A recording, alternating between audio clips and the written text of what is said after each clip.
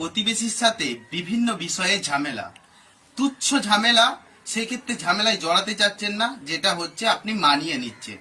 কিন্তু পরবর্তীকালে আপনার প্রপার্টি ধরুন ইউজ করছে, ব্যবহার করছে, সেখানে হচ্ছে হার্ম করছে, ক্ষতিগ্রস্ত করছে, সেক্ষেত্রে আপনি যখন দাবি জানাতে যাচ্ছেন তখন একটা বড় কিন্তু ঝামেলা হচ্ছে, আপনার উপর আক্রমণ করে বসছে। তুচ্ছ ঘটনা, সেক্ষেত্রে আইনের ব্যবস্থা নিচ্ছেন না, সেক্ষেত্রে তুচ্ছ বলে অন্য অপরজনকে কিন্তু সাহস কিন্তু বাড়িয়ে দিচ্ছেন। একটা উদাহরণের সাহায্যে বোঝা যাক।